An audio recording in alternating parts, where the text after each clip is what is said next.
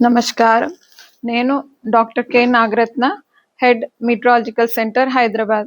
ప్రస్తుతం నేను గడిచిన 24 గంటల్లో వాతావరణ విషయాలు, అట్లాగే రాగల 5 రోజుల వరకు కూడా వర్షపాతం వివరాలు, అట్లాగే ఉష్ణోగ్రత వివరాలు ఈరోజు మనం 29 ఆగస్టు 2020 తెలియజేయటం జరుగుతుంది.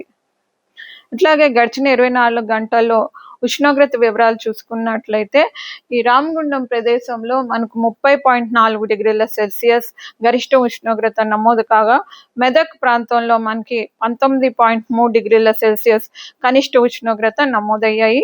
అట్లాగే హైదరాబాద్ ప్రదేశంలో మనకు 25.6 డిగ్రీల సెల్సియస్ గరిష్ట ఉష్ణోగ్రత, కనిష్ట ఉష్ణోగ్రత 21.7 డిగ్రీల సెల్సియస్ నమోదయ్యాయి.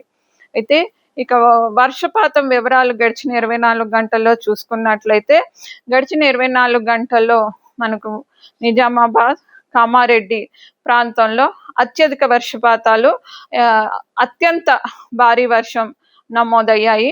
అట్లాగే నిజామాబాద్, కామారెడ్డి, నిర్మల్, జగిత్యాల్, ఆదిలాబాద్, అట్లాగే ఇటువైపు చూసుకుంటే మనకు వికారాబాద్, సంగారెడ్డి, మెదక్, కరీంనగర్, పెద్దపల్లి ప్రాంతాల్లో కూడా భారీ, అతి భారీ వర్షాలు కూడా చాలా చోట్ల నమోదయ్యాయి. అత్యధికంగా చూసుకున్నట్లయితే వర్షపాతం 27 సెంటీమీటర్లు గాంధారి ప్రదేశంలోని, అట్లాగే 24 సెంటీమీటర్లు బన్స్వాడ ప్రాంతంలో నమోదయ్యాయి. అట్లాగే ఇప్పుడు మనకి ఈ సినాప్టిక్ ఫీచర్స్ ఏవైతే ఉన్నాయో అవి చూసుకున్నట్లయితే, వాతావరణ పరిస్థితులు నిన్నటి వరకు కొనసాగుతూ ఉన్నటువంటి అల్పపీడనం ఈరోజు ఉదయం కాస్త బలహీనపడి ఇవి మనకి ఆగ్నేయ మధ్యప్రదేశ్ ప్రాంతానికి మూవ్ అయిపోవటం జరిగింది. అట్లాగే ఈ రెయిన్ఫాల్ ఇంటెన్సిటీ ప్యాటర్న్స్ అవి కూడా మనం చూసుకున్నట్లయితే, రెయిన్ఫాల్ మనకి రానున్న 5 రోజుల వరకు కూడా కొన్ని చోట్ల తేలికపాటి నుంచి మోస్తారు వర్షాలు కురిసే అవకాశాలు ఉన్నాయి.